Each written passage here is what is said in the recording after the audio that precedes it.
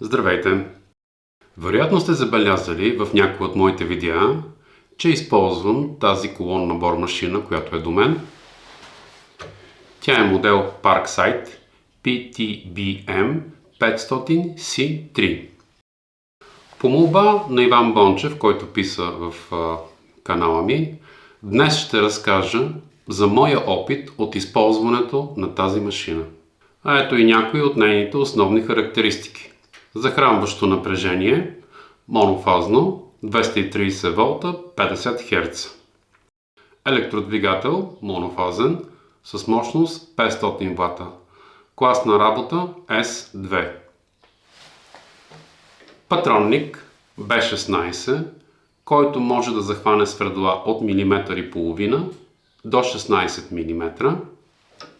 Ход на шпиндела или максимален ход на шпиндела 50 мм. Масата може да бъде наклонена и в двете посоки плюс-минус 45 градуса. Обороти регулируеми чрез ремъци и ремъчни шайби от 500 до 2500 оборота в минута. А ето и малко физически параметри на самото устройство. Максимална височина 620 мм. Максимална ширина на основата 200 мм. Разстояние от колоната до центъра на шпиндела 105 мм. И максимална дълбочина на устройството заедно с стоп бутона приблизително 490 мм. Тук се вижда ясно конструкцията на машината. От дясната страна е ръкохватките за подаване и на шпиндела към обработваемия детайл. Монтаж на ключа за патронника. Тук се регулира опъването на ремъците чрез този болт, който е, ако не се лъжа, 8 мм.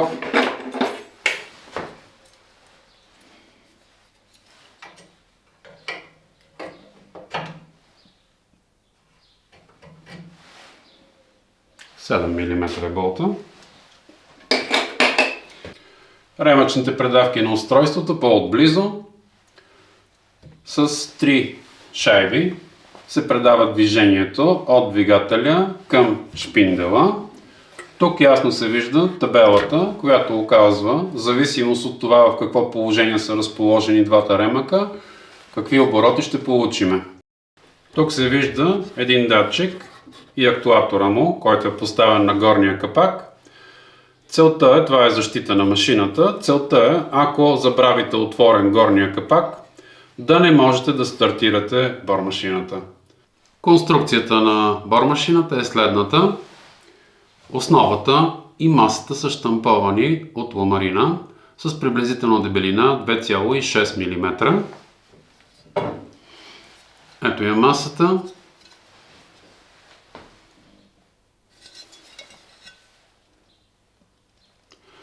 Като тук при щамповката са направени оребрения, за да може да даде една по-добра здравина при работа на масата. Тя се захваща към колоната, тук с един болт.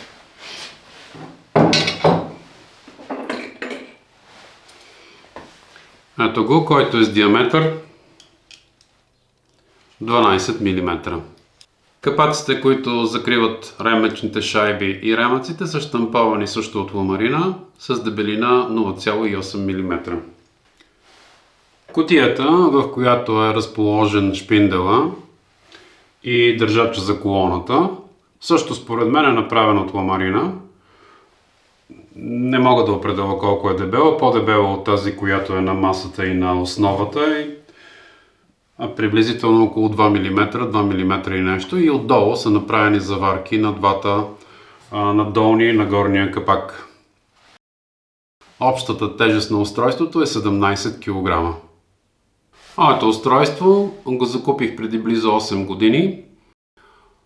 По спомен ще кажа цената, защото вече не си я спомням, но мисля точно Но мисля, че основната цена в магазина беше на 145 лева или някъде към 74 евро.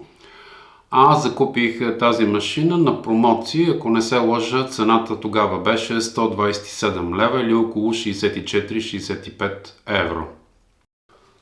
Сега съм поставил първоначалната ми колонна бормашина, ако може така да се каже. Това е ръчна бормашина с стойка и менгеме, които са произведени в България, но доколкото знам, завода вече е затворен, не можа да издържи на китайската конкуренция. Това е завода в Ловеч. Ако случайно бъркам за завода, моля за извинения и да ме поправите в коментарите. Дано да е оцелял, но мисля, че последно, което четох за него, че е затворен. Защо обаче не ми харесва работата на ръчната бормашина, комплект с тази стойка? Първо да започнем с това, че менгемето, което е направено българското, ето го, даже на него все още има цена, на която съм го закупил. Ако ви е интересно, ще ви покажа, струвало 45 лева. Надявам се вижда цената. То е, като идея е направено добре, има един ексцентрик, с който бързо да можете да затегнете и да захванете детайла, който ви е необходим. Никога не съм успял да направя като хората захващането на детайла. Винаги е имало някакъв проблем и детайла се изплъзваше по време на работа. Затова много рядко съм ползвал менгемето, макар че без менгеме тук е малко трудно да работите. Второто нещо, менгемето е направено по същата технология, лято тънкостенно. Може да го видите. Не е много добре обработено, заклинва в средата. Също така не е добре направено. Има V-образни канали в челюстите с цел да захванете някакъв детайл, който има кръгъл детайл с фи. Но вижте как се направи, не съм пипал нищо по менгемето, както съм го купил, така съм го оставил. Как са захванати челюстите и докъде стигат болтовете, които ги захващат. Виждате ли? Те просто са вътре в канала. Така че тук няма как да разположите, ако диаметъра на детайла, който искате да обработвате е по-малък, няма как да го захванете. Просто двата болта в двата края го изхвърлят от канала. Изобщо тук това менгеме не е добро въобще. Поне за мен. Поне за мен това менгеме не върши добра работа.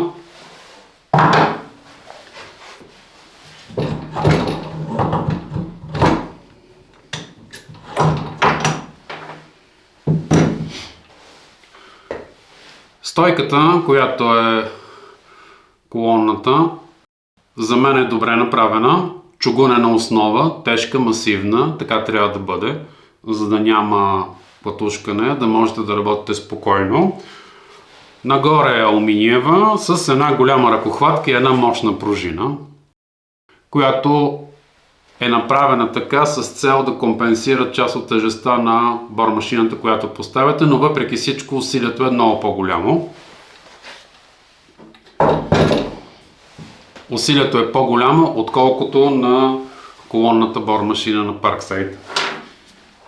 И накрая тази ръчна бормашина, която трябва да кажа, че аз съм много доволен от нея, като ръчна бормашина. Има по-голяма мощност от колонната бормашина на Parkside, но 720 вата, но тук, ако двигателя е четков, редукцията и предавките са с зъбни колела, които са доста шумни в интерес на истината. И ако поработите повече от 5 минути без антифони, ще трябва да спрете, защото шума и воя, който се разнася от тази бормашина, са много големи. Даже и навън да работите на открито е много неприятно да работите повече от 5 минути по този начин. Регулирането на оборотите тук става с ето този потенциометър и в някаква степен върши работа. Когато обаче намалите оборотите и скоростта спадне, се губи и въртящия момент, и ако работите с малко по-големи свредла, а ниските обороти по принцип са за по-големи свредла, особено ако трябва да направите някаква фаска, има опасност директно, не опасност, но бормашината буквално може да спре. И няма как да свършите нормална работа с нея. Всички тези аргументи ме накараха да закупя тази колонна бормашина и сега ще споделя с вас нейните предимства и нейните недостатъци. И така, моите аргументи, част от тях вече чухте, за да заменя стойката с ръчната бормашина, с колонна бормашина. Има, разбира се, и още. Тук, при тази бормашина, а и при всички модели, можете да накланяте масата плюс-минус 45 градуса и в двете посоки, докато на стойката е изключително трудно да направите нещо подобно. Предавки чрез рема, които са много по-тихи и по-удобни според мен. Много по-лесно подаване и много по-леко подаване на шпиндела с ръкохватки. Ако не се лъжа, горе-долу подаването и на двете, и на стойката, и тук са почти еднакви. Ако мисля, че стойката беше до към 65 мм, може да бъде подадена бормашината. Тук са 50 мм. Това не е кой знае какъв голям проблем. И най-важното, тук имаме асинхронен двигател, за разлика от четковия двигател, който е на ръчната бормашина. Отделно тук патронника е до 16 мм, докато на ръчната ми бормашина може да захване свердла с опашка до 13 мм. Сега, относно регулирането на оборотите, казах, че е по-лесно. Да, трябва да се отвори капака, да се разхлаби двигателя, да се преместят ремъците. Това отнема някакво време. По-удобно е с потенциометъра да бъде направено, но там ви казах какъв е проблема на по-ниските обороти, че вече губи въртящ момент и доста по-трудно можете да използвате по-големите свредла, особено когато се правят някакви по-големи фаски. Сега за недостатъците. Цялата конструкция, направена от штампована, е от ламарина. Това не е толкова голям проблем за здравината, защото здравина има и до момента не съм имал проблеми с нейната здравина, но е проблем с масата на самата бормашина. Предпочитам всичко да беше отлято от чугун, за да може да бъде по-масивно и по-тежко. Колкото по-масивна и по-тежка е вашата машина, толкова вероятността да има големи вибрации намалява, а и самата тя е по-стабилна в своята работа. И сега искам да ви покажа един от основните проблеми и недостатъци, и то не само на тази бормашина, а на бормашините, които са направени по подобна конструкция. Масата е захваната само на едно място и то е в единия си край към колоната. Тук кръгохватките, с които подавате шпиндела и респективно свердлото към обработваемия материал, си имат едно голямо рамо. В конкретния случай е приблизително 150 мм. Когато обработвате материал, който може да бъде по-твърда дървесина, може да бъде стомана, може да бъде някакъв друг метал и имате по-голямо свердло или респективно имате по-голямо усилие, то и вие тук подавате, за да се свърши необходимата работа, и натискате с по-голямо усилие също. Няма как, когато вашата маса, основата ви е захваната само в една точка и то в единия си край, да не подаде. Точно това се случва и тук. Когато има по-големи усилия на работа, то масата подава. Всъщност, когато започнете да работите с стомана и пробвате да разпробивате отвор с по-голямо свердло и подадете малко повечко, започва да се чува едно свирене и една вибрация в машината. Тя се получава именно от това, че вие натискате тук тази маса, тя подава и свердлото започва да работи само от едната страна и то с доста по-голяма повърхност, отколкото ако работеше равномерно на една хоризонтална маса. Това е проблем при всички машини, които са направени по този начин. Първоначално смятах, че добре оребрените маси, излети от чугун, са по-стабилни, но моя баща си закупи подобна колонна бормашина, която излята от чугун, масата излята от чугун и се оказа, че там има абсолютно същия проблем. Другия проблем е тук в механизма, с който се регулира подаването в дълбочина на шпиндъла. За съжаление аз си изгубих оригиналния болт, който беше с ръкохватка подобна на тази. Сложих временен и както се знае, временното нещо остава най-постоянно, но така си работи, на мен не ми пречи. Тук това подаване направено е с индикацията е направена с една лентичка, която е залепена и виждате репера, той е някакъв пластмасов репер, не е много точно. Така че тук плюс-минус 1 мм, милиметър и половина е изключително трудно, поне за мене, поне на тази бормашина, да направя едно точно подаване в дълбочина при обработката на конкретен материал. И последното, което е може би като недостатък,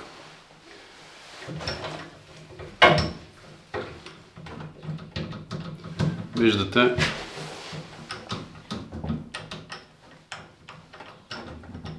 имаме съвсем лека хлабина, но съществува такава хлабина в шпиндела. Тук под аварийния бутон има един болт, който е направен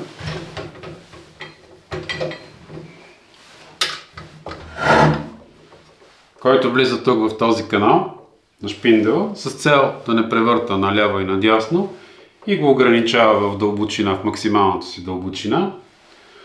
Тук си поиграх малко с този болт, накарах го малко повече да притисне шпиндела вътре в канала и по този начин успях да отстраня част от луфтовете, които имаше между шпиндела и главата на самата бормашина.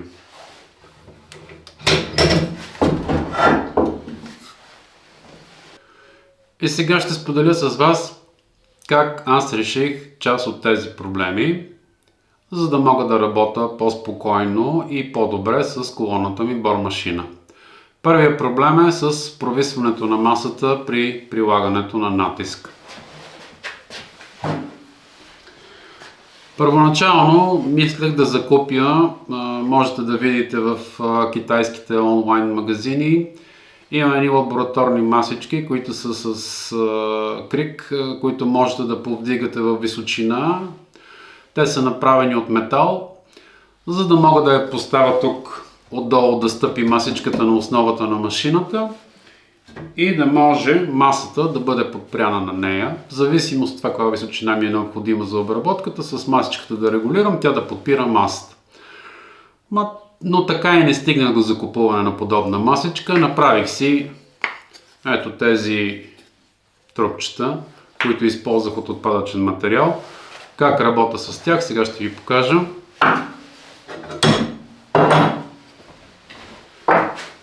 Първоначално поставям необходимото ми свердло. Спрямо материала, който ще обработвам, виждам каква височина ми е необходима.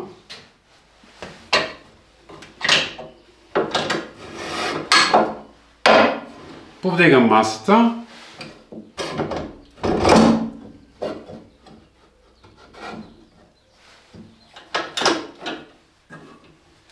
И отдолу поставям трупчето, което отговаря на необходимата ми височина.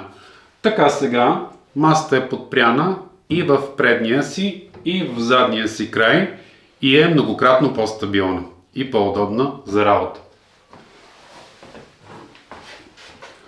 А ако ми трябва малко по-финно да настроя височината, добавям, ето изрязал съм си парченца шперплат, когато се сета и ми остават някакви отпадъци, си изрязвам и си ги оставям. Този от порядъка на 8 мм, тези парченца са от порядъка на 4 мм. Подлагам върху трупчето, докато не получа необходимата ми височина и след това работя спокойно. И така масата е доста по-стабилна. Проблема с регулирането на дълбочината. Направих си едно елементарно приспособление. Ето го.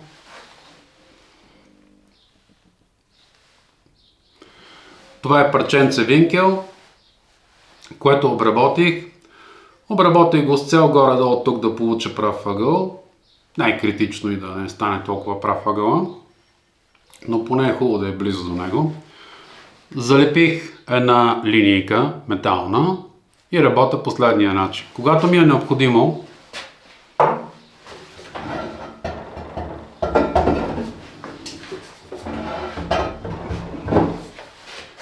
когато искам в конкретен детайл да направя, да кажем, отвор с дълбочина 5 мм, правя следното.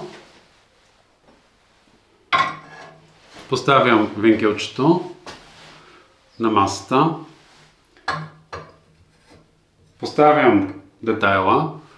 Отчитам колко милиметра е височината на детайла. Изваждам 5 мм. И след това регулирам инструмента, докато не получа височината, която ми е необходима. След като я получа, застопорявам окончателно болта и оттам нататъка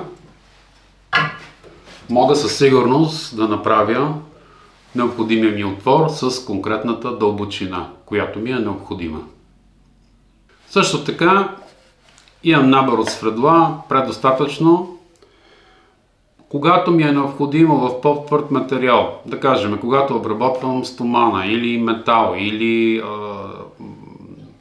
твърда пластмаса, независимо от това, че поставям трупчето и захващам масата да не позволя да получи голямо провисване или на практика почти няма провисване, не претоварвам моята машина, като ако ми е необходим отвор с диаметър 10 мм, проходен, първоначално разпробивам с 4 мм, след това мога да разпробия с 6 или 7 мм и след това да разпробия с 10 мм.